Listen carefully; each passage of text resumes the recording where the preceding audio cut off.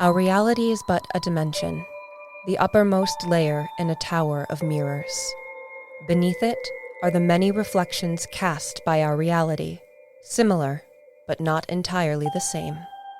A staggering number of worlds, lands beneath a dark sun, a world of 3 moons forsaken by the gods, realms long forgotten, and countless thousands more.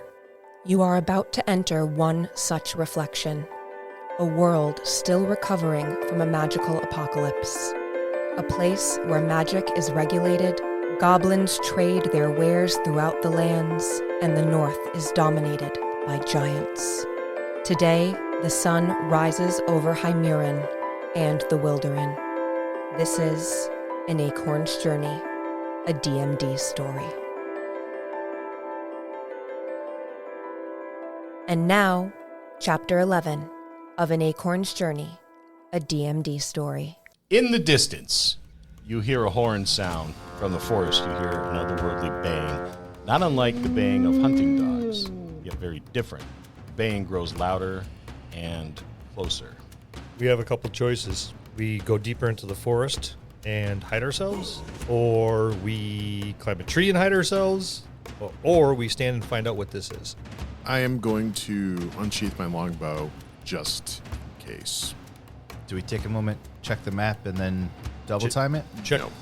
Well, check the map real quick so we can double time in a purposeful direction. Yeah. By all means, as you do so, I will pull and string my bow. And I will cast Pass Without Trace amongst on us. So if we are being chased, they can't track us. Hell yeah. Mokwi, can I borrow you for cartography assistance? Yes. That'll be a 24. Natural 1. The Bane has moved to that side of the table. I just find it amazing. It just keeps hanging over there. It's going diagonal. It went from me to Yep. Ben, and you're next, Sin. Uh-oh. Moving in a demonic star formation. I got the map backwards, so I'm looking at the Oh, no, back of the upside map down. trying to figure out what it is. I'm just going to take it and flip it around. It's holding up to the sun. It's faded. You weren't even looking at the map. You were looking at the back of the map.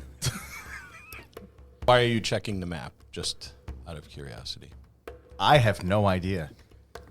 Make sure we're on the right path and right direction. Just so he never has to be asked, have you been looking at the map? The baying begins to grow louder. You can hear snapping of twigs and rustling of leaves and underbrush behind you. Well, let's move. What do these animals sound like as we're moving? They sound almost dog-like, but yet there's something different Okay. about the baying. So we'll move deeper into the forest, and with any luck, Mokwei's spell will help give us a little bit of an advantage in hiding. Madry rolls up, or furls the map and strings his bow real quick. You get a +10 to all your dexterity stealth checks. Dash is heading for higher ground. Plus $10 dexterity stealth checks. Yep. Cool. Impressive. For an hour. Is there a concentration on that? Yes. Soon, you see individuals emerge from the forest into a small clearing. They begin to drop to their knees and sniff at the ground. One of them remains standing and is smelling the air. And then he lets out a howl, and they begin to skulk through the woods towards you, past a set of ruins, a fallen log with mushrooms growing on it, by it, and out of it. It's clear that they are on the hunt for you, having caught your scent, but having difficulty in ascertaining which direction you went in. Moments later, a larger creature emerges. It's almost octopus-like, but it is upright. One massive eye in the center. It moves along these green tentacles. It's a very unnerving and unnatural sight. What are you going to do? We keep going. Yeah, we're going to keep moving. Are you walking? Are you running? Are you something in between, a light jog? Well, running would negate the spell effects, I would think. So, no? No, because we can't even be, unless it's magical means, that's the only way we can be tracked. Okay, then we'll move at haste as a group. Do we need to roll the stealth checks? Yeah. If when he calls for him, yes. When he calls for Okay. him, yes. But you're at +10. They begin to fan out, no longer baying. It's unclear what was doing the bang, whether it was the humanoid shapes that emerged from the forest into the clearing, or if it was a large octopus-like creature. But it remains standing and stationary, and the others crouch low and begin to fan out as though they're hunting you. We're going to keep an eye on these things. If they're spreading out, that gives us a little bit of an advantage. But in the meantime, we're going to keep moving. And if they're tracking us, they're going to be moving slower than us. We know where we're going, that away. They don't know which way we're going. So we should be able to put some distance between us and them. And that's what we're going to try to do. No problem. I'll flip around, face the back, and just keep an eye, considering I'm just riding Madry anyways. I keep up a running commentary on where they are. Give me a round of stealth checks, please, starting with Iring. 21 With your plus 10? with my plus 10 and my plus 4. 16. Madry? 9 plus 15 for a 24. 32. And Dash, I will not require one from you. You continue to move through the forest. You know these things are behind you, you just can't hear them. Eventually, you see one atop a log, begin sniffing the air. It was the one that was standing in the first place when you first saw them. And it starts to howl. The others in turn howl, and then they start running in your direction. You don't know if they've seen you. You're confident they certainly haven't heard you, because you haven't heard you either. Mokwei, if we attack, does it negate the effects of the spell? Only if I stop concentrating on it. What if one of us fans off to one side, fires an arrow, and then rejoins the group? Be a good diversion. I'm willing to do so. So I'm going to peel off from the group. Not too worried about it because I probably have the worst as far as stealth is concerned. Make sure I can have a rough idea, because once I leave the influence of the spell, I'm going to have to come on back. They're going to have to draw me in, I think. But that's how I understand it. Dash, keep an eye on him. And I'm going to peel off 150 yards or so, get ready a couple arrows, and as soon as I see one of them in an open field of view, I'm going to fire a couple arrows at them, and then make haste back to the group. You find a spot nearby a fallen tree. There's several large pieces of the trunk of the tree in the area, and you feel like it would give you appropriate cover while still not hindering your attack. The creature comes into view under a tree. It's dressed in ragged furs, as though it killed an animal, skinned it, and just made holes in it, the hide, and draped it over its head. Gee, that's barbaric. I'm glad I don't know anyone that does that. It's not a faceless one. It's similar to what that creature was that hunted you in the swamp in appearance, though not as large. It's still thickly built, but it's more squat in appearance. Okay. If I have the opportunity, then I'm going to loose an arrow. It begins searching the area, looking for some telltale signs of your passage, sniffing the air. Hopefully I'm going to try to do so while his head is down, less likely to see where the arrow is coming from, my movement of the bow and whatnot. So that's going to be a 24 to hit. That is a good hit. And that is going to be 8 points of damage. The creature howls. Arrow launched. The arrow protrudes from its shoulder. It pulls the arrow free, howling again, and then you can hear the baying of the others.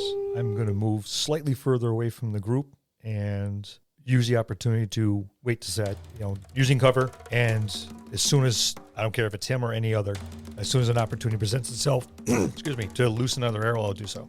Make a stealth check, please. That's an 11. Like I said, I'm not very stealthy. And if they do see me, I'm not overly concerned because the whole idea is to be a distraction. There's a moment where you're slinking through the underbrush and then you step on a dried twig. There's a crack and the creature stops. Its head whips around to the bush that you're in. You're not sure if it sees you, but you could see its nostrils flare as it scans the area looking for your scent. It lets out a howl, and the others return the call. You hear crashing in the woods. The moment I get any kind of, if it lifts its head to howl, if it turns its head like it's looking for the others, the moment it does so, I'm going to quickly rise, loose another arrow, and then freeze again. Looking for an opportunity so it doesn't see my movement. I don't worry about when the arrow is in the air. I worry about him seeing me stand up and take the shot. So I'll do so once again. That is going to be an 18. 18 hits. That's only going to be 4 points of damage. And then I'm going to move straight away from them. And as soon as I can find any kind of rise or cover, move my way back to where I think the group is heading. The creature howls as your second arrow strikes it, and then it leaps into motion. Okay. It drops to all fours and starts moving at incredible speed towards the direction that you're in. Okay. Looks like they've got scent to something. I'll be dashing. You can hear the others baying. The thrill of the hunt is on. Madry is intensely worried for his brother as they're trucking along. He hears Dash. Dash is warning of that they found something or that they're chasing something and is starting to get worried. So you move back in the direction of your companions. Well, not immediately. I'm going to move directly away from them. Directly away from them, so they'll follow me. As soon as I get a dip or some kind of heavy cover, then I'm going to make a sharp turn back towards where I think my party is going to be, because they're going to hopefully continue to move. And they're moving at a stealthy rate. I'm dashing, so I should be able to catch up to them and get at least close enough where they can see me. I'm probably not going to see them because I'm out of the effects of the spell. At least I believe so. But they should see me and then draw me in. Yeah, because stealth is half move, and then you're dashing, which Correct. is But I had 4 to stop. times more. I went off, and I have to come back to you, and I had to stop and cover. And so you've got a head start, but I should be able to catch up to you at some point. But I'm going to use the terrain as best I can to make my turn. I want them to continue in a straight line until they realize, oh, wait a minute, the scent has changed. Any pause that I can get out of them in doing so will give me an opportunity to, regain the rest of the party. So you dash through the woods, launching yourself over logs or under logs, depending on how they're laying in the forest. The creatures are howling in delight.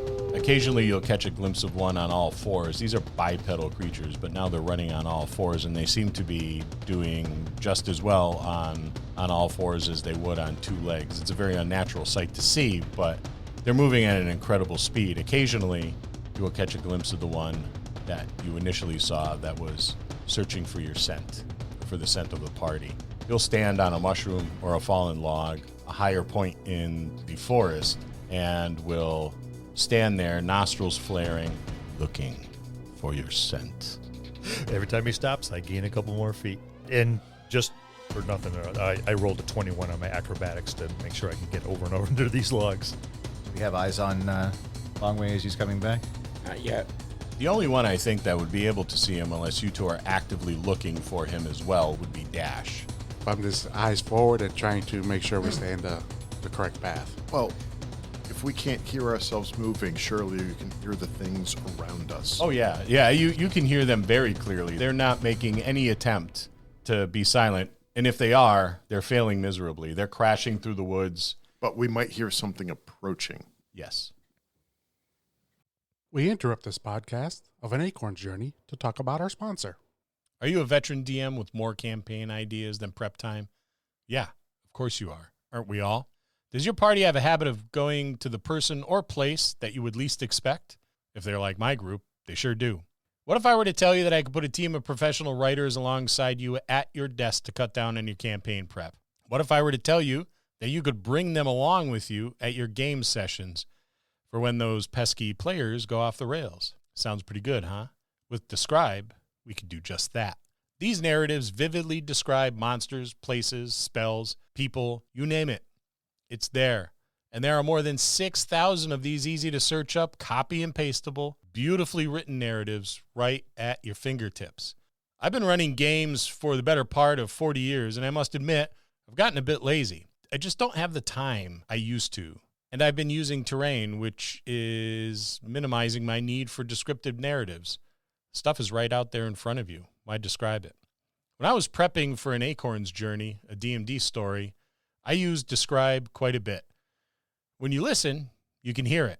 One of the things I like the most about Describe is that if the narrative doesn't fit perfectly with your encounter, it's easy to modify while still sounding really good. I did that an awful lot. I think this makes the more than 6,000 narratives that they have available for you even more valuable. It almost doubles what you have at your fingertips. You should give it a shot. Describe has graciously provided us with a discount for our listeners. Head on over to describe.com/DMD. That's DSCRYB.com/DMD. Use the code DMD at checkout to try Describe for 2 weeks free. Links will be in the show notes. And now, back to an Acorn's journey, a DMD story. Longwei, you lead them off for about 20 minutes They seem to be keeping up with you fairly well, though they are still far behind you. Well, I expected that much. The whole idea was to draw them off from the group, and hopefully I'm looking for something that could possibly be used as a method to draw them off. If I come across a small stream or something like that, I think I might quickly just tear a piece of my shirt off along the hem. As I'm going, I'm going to pick up a stick or grab a stick, snap a stick off. I mean, I'm dashing. I'm not being quiet either. Off a branch, wrap the cloth around it, and if I hit a piece of a stream or something like that, just drop the cloth and the stick into the water, because that will hopefully be flowing a different direction and may confuse them enough where it's leaving a scent trail, because I'm probably sweating like crazy. It's going to leave a scent trail, and it'll be enough of it above the water to hopefully produce that scent trail heading a different direction. And then they have to decide which way they're going to go. Maybe they'll split. Whatever I can do to slow them down and hopefully divide them up. So that's my plan. The rest of you, who are continuing on the path you were initially on, while keeping your eyes open for Longwei, give me your passive perception. 13. 13. 12. 15. 14. Mokui, you're scanning the area, a little unnerved by these unnatural baying noises, these creatures that are hunting you, having had a pretty poor experience with the last one that you encountered. So you're nervously scanning the area. You're looking for cover. You're looking for a canopy to hide in, if you will. You catch a glimpse of the octopus-like creature atop one of the taller trees. Its tentacled limbs are wrapped around the trunk of the tree and pushing aside branches as its one eye scans the area. And I'll just keep an eye on it as we're moving. It appears to be looking in the direction of your party at this point in time. And I'll turn to Madry and say, we're being watched, and I'll point up as I'm running behind me and have him, so I get his attention. You can cast Fog Cloud, correct? Another concentration spell. Okay. I thought of it. How far away can you cast that? I can cast it up to 30 feet away, but it does like a 20 yards circumference. You could use that as a distraction, I could. like away from us. Yeah. I'm just going to verify that. It's a 20-foot radius sphere, up to 120 feet away. Oh. But we lose our pass without a trace. We would, but it would also act as a distraction. 'Cause how far do we think the pursuers are away from us? The pursuers are pretty far away from you. You're not too sure how far, but you think you've gone quite a distance. There's a substantial distance between your group and Longwei. As a ranger. As a ranger, you would guess maybe a quarter of a mile, perhaps more. Okay. I think, given my skills and abilities, that we are far enough away that passing without a trace is not as beneficial. Worth giving up. Okay. And it might allow Longwei to pick up something from us to better guide him to us. Worst comes to worst, we leave a scent trail that we're going to disappear from very quickly. All right, so point out where you think I should drop this. Where is the giant tentacle monster as opposed to us? It is not far from the area in which you first witnessed it. Direction. South. South. And Longwei's off to the west? East. He's in more of a northeasterly direction. He's more in a northeasterly direction. That's off to the south. And so his pursuers are probably more off to the east. East, northeast. All right, so drop it east, southeast. So I'll drop it east, southeast. So you drop your pass without a trace. Yep. No, fog cloud. Well, I got to drop past my trace to yeah, drop, yeah. drop the fog cloud. And then you're dropping the fog cloud where you are now or somewhere behind you? Somewhere's behind us. Okay. And are you putting it up? Are you able to put it up, or does it have to be on the ground? I do have to have it centered on a point within range, so. There's several points. Yeah. Trees, I'll just find shrubs. a tree halfway up the tree. Pass without trace drops. You're much louder than you were. You're noticeably louder, even though you're still trying to stay as quiet as possible moving through the forest. The fog begins to swirl around the tree, a gold leaf tree that you selected. It swirls for a moment and then begins to expand slowly until the uppermost part of the tree is engulfed in this cloud-like formation of fog. You hear a piercing cry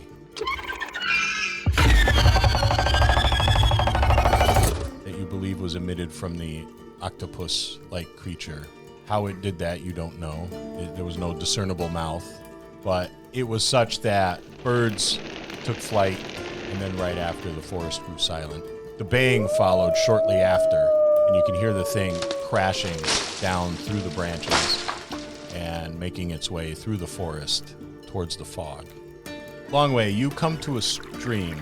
As you're running alongside the stream, you're tearing free a piece of your shirt to drop into the stream. You're able to easily remove that piece, drop it into the stream, and then continue your run. Moments later, the hunting creatures burst into that small clearing where the stream was running through, where you threw the piece of your shirt in, and one of them stops, nostrils flaring, sniffing the air. It points off in the direction that the stream is running in, and they begin to proceed in that direction. At that point, I'm going to make the sharp cut back towards where I think my group is going to be, wondering and hoping I can find them. Can he hear us running through the woods now? I'm a quarter mile away. I'm not going to hear you. If you were closer, you would be able to hear some of you. Madry makes quite a bit of noise as he clumps. Thud. I will slow my move to regular move so I can be a little more stealthy. Allow them to follow the scent as opposed to the noise that I'm crashing through the woods. And that's... Crap, I actually made a stealth check. Oh, that was a dirty 20. Ooh, dirty 20 works. You slink through the forest, moving back towards the direction your party was going in. East is a fair bet. There is a point in time where you see a large tree enshrouded in fog. The octopoid creature is skulking through the forest. Very easy to see because of its massive size and its unnatural movements. Its one eye is scanning the area. Well, I'll continue with my stealthy moves and head the direction. If they drop that, then I don't think they're in it. There would be no reason for them to be in it. And I know Longwei uses it often as a diversion. He's done it several times in the past, so I'm going to go around that and give this whole area a wide berth and keep moving the direction beyond it that I hope my party's in. Make another stealth check. That's an 18. You steel yourself and begin to slink around the creature, giving it as wide berth as you can while still being able to effectively maintain cover. That one massive eye keeps scanning the area. If it looks like it's turning my way, I will stop to afford less movement. Once it continues to scan, I'll keep going. I mean, obviously it's going to, hurt my movement, but that's okay. I'd rather be slower and not seen than quick and spotted. There are a few tense moments where the eye falls upon you and you stop, trying to make yourself as small as possible, certain that the creature's seen you, but then the eye continues to scan and you begin to move moments later. There's some advantages to being a giant lizard. Partial camouflage, maybe? You continue in an easterly direction, hoping to meet up with your group. Again, the eye stops, seemingly on you, and you dip behind a rock formation. Peering out from behind the rock, the creature's still looking in your direction, and then it begins to scan. I'm going to wait a moment this time and see if it quickly returns back to my area. And if not, then I'll continue moving. It scans back to your area for a moment, and then begins to scan again. When you get ready to leave and continue your easterly direction, you hear a voice that says, "It hunts you, but it doesn't know that I hunt it." Unnerving as usual, because I really dislike people talking in my head. This was not in your head. Oh. This was, you heard a voice. Oh, okay. All right. Gee, that's a little less unnerving. I'm going to scan the area. As if someone whispered into your ear. Well, I'm going to scan the area about me. It was a whisper. Hopefully it was relatively close and see if I can see who had this voice in me. It was as close as someone would have to be to whisper in your ear. Yeah. So I'm going to slowly scan right next to me and see, maybe as long as I'm behind the rock and they can't see the movement, stretch my arm out, because I know that through magical means you can make yourself unseen. So I'm going to reach out as if, and see if there's anyone magically hiding right next to me. You feel around, you look around, and you cannot see anybody anywhere. At that point, I'm just going to go, happy hunting. And I'm going to wait for my opportunity, and I'm going to move. As you scan, say, happy hunting, and turn around, check your cover, check to see where the creature is. As you dip out, from behind the rock and dip back in, you notice a pair of black eyes looking at you, peering at you through the stone, a stony face staring down at you. Oh, okay. The enemy of my enemy is my friend? Yes. Do you need assistance? In killing the creatures, yes, I do. They had slain my mate. It is vengeance I seek. Are you waiting in ambush? Yes. One by one I will take them, and I will crush them between my weight. Well, the small ones have been hopefully temporarily let off, and will eventually realize it is a ruse and come back this way. I need to get around this big one and join the rest of my group. I will do so as stealthily as possible, allow you to hunt, or would you prefer me to try to draw the big one in towards me so that you can attack? You have allies? I do. They will continue to hunt you until you are all dead. Summon your allies, and we will take them. I, at the moment, have no way to summon my allies, for I don't know where they are. Shy of literally calling out to them, but that will call all the creatures to us. And that is not a one-by-one. That is a many against many, or many against few until my group gets here. But a glorious battle it will be, and I will have my vengeance. I saw you pay homage to my fallen mate. You left your stones. We did. Then they hunt you for some nefarious purpose. They killed her for sport. They hunt us because we are traveling with someone who needs protection and needs to be delivered to another place. Then let us dispatch the enemies, and then you shall deliver whatever it is you carry safely. I'm going to slowly peek around Mr. Talking Rock and see where the octopus is at the moment. It has moved on Which direction? in a somewhat easterly direction. Okay. So it's... It will occasionally stop and scan the area. Occasionally you will see it atop a tree. Can you travel Of course. quickly? I can travel. Then maybe we should, while that one's heading this direction and the rest are somewhere behind us, if we travel closer to my group, it'd be easier to gather them in. Then lead me to your group. Then I will head in a easterly direction as well, but I know the group isn't going true east. They're heading northeast. At least that's last I seen them, so that's the direction we're going to head.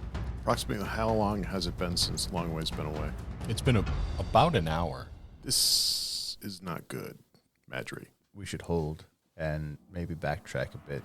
We don't see any indication that they're still following us, correct? You don't. Occasionally, now that you're aware that the creature climbs trees, the octopoid thing, Mokui will scan the treetops and the canopy, which has caused you to have to stop and take cover a few times. But you haven't heard the baying closely in a very long time. You hear it occasionally in the distance, but haven't heard it as close as it was before. So perhaps Longwei has led them very far off your trail, but if that is the case, then it is him against all of those creatures. I know he can handle himself in a fight, but we should still backtrack a bit to give him an easier way of finding us. Agreed. Maybe there's 5 of us. I mean, if we spread out 30 feet apart. The child taps you on your arm, Turn to the child. raises 5 fingers one at a time, and then a 6th. 5 of us that are here presently. 1, 2, 3, 4, 5. Longwei is not with us right now. She puts the finger down, but then shakes the Hekla and makes a movement with it as if she's attacking, or as if it's attacking something. Yes, but we need to try and figure out where Longwei is first. So if we spread out 30 feet apart, form a line, that's a 150-foot line that Longwei could come into contact with us. I will take one end with the child 30 feet away from me. I'll be 30 feet away from the child. I'll take the far wing, far right wing. Dash will be between Mokui and Madry. Yep. Just slowly make our way back through the woods, looking for any trace of our companion.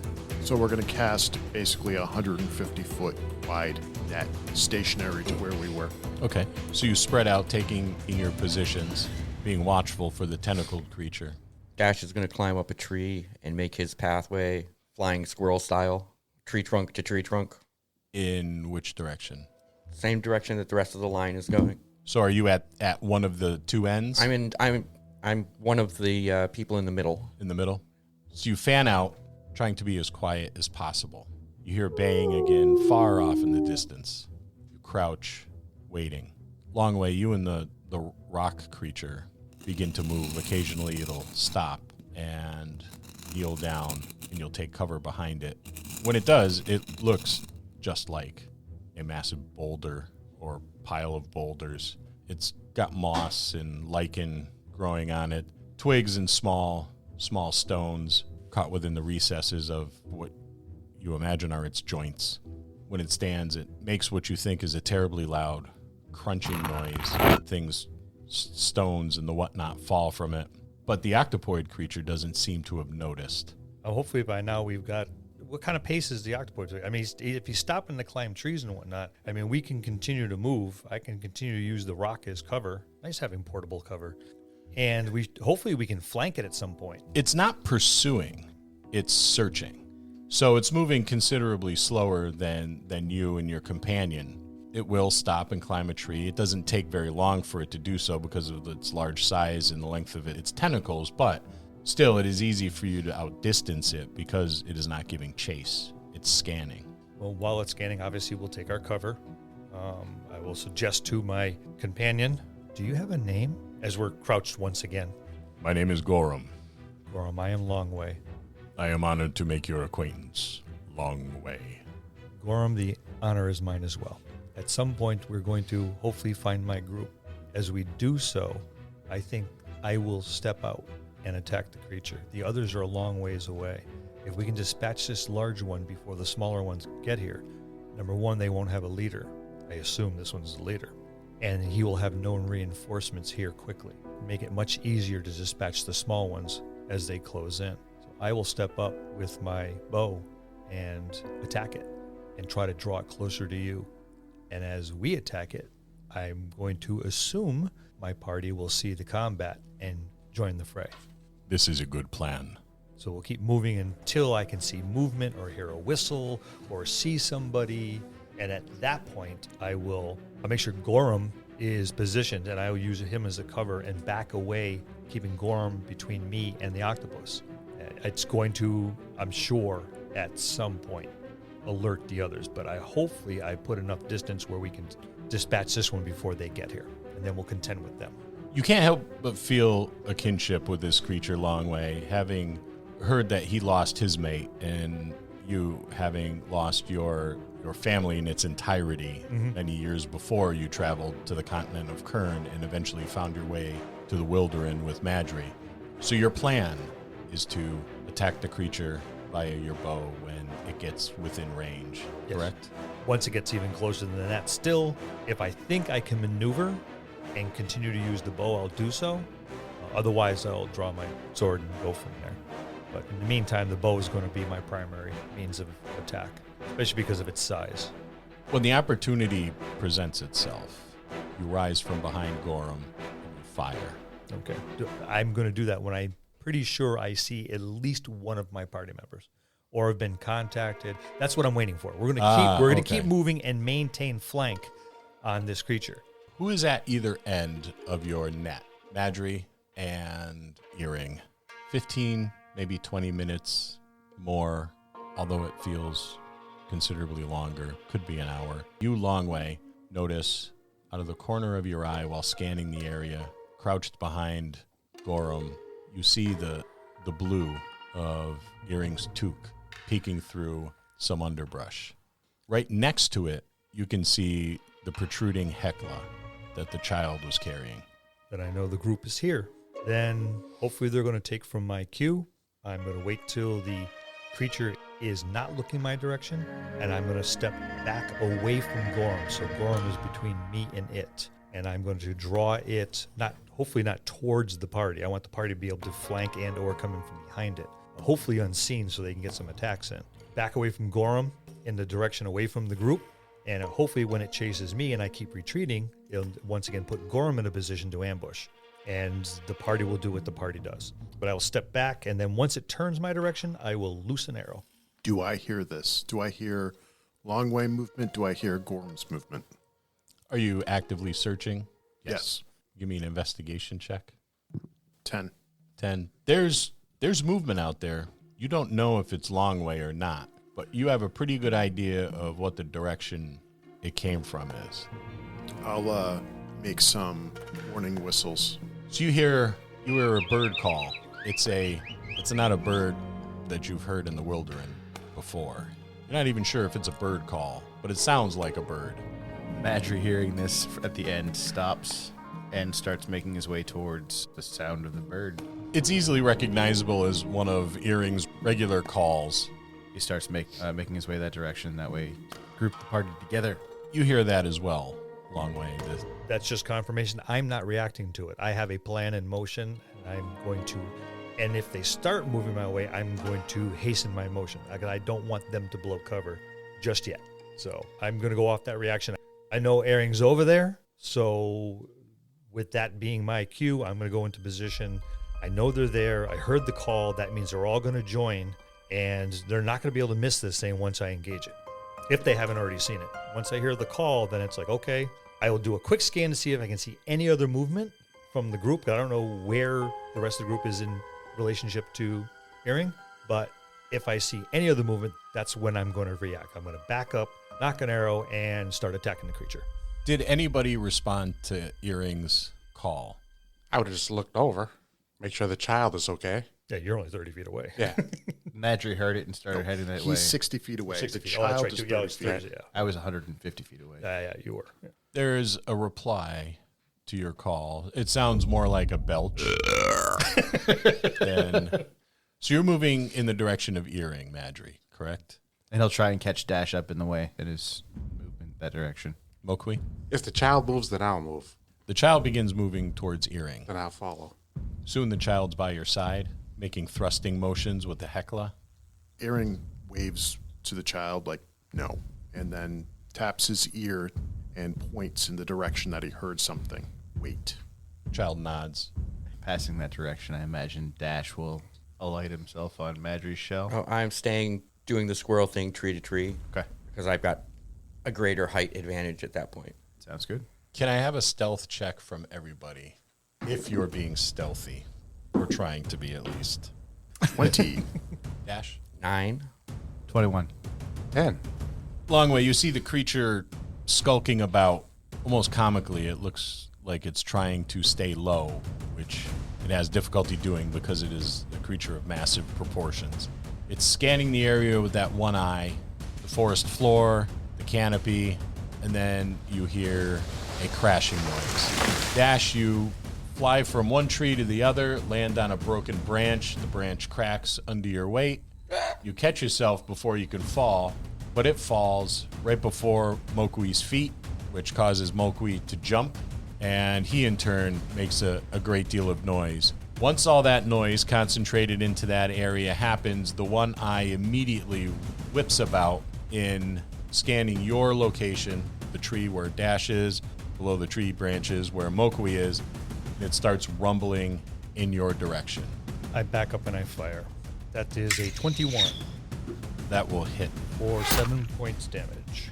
The creature stops, looks back in the direction the arrow came from, and then Gorham stands and thunders towards the creature, reaching down and grabbing a log as he passes by. I think to myself, so much for ambush. And that's where we'll leave it for this week. But before we go, you have all earned a level, so take the time to level up your characters so that when we return, you're ready to play. Join us next time as the adventure continues on An Acorn's Journey, a DMD story. Thank you to our cast, Frank Weiden, Ben Petrie, Bill Robitaille, Louis Aponte, Sin Morse, and your DM, Scott. A special thanks to you, our listeners. You are why we do this every week. We'll see you next time in the dojo.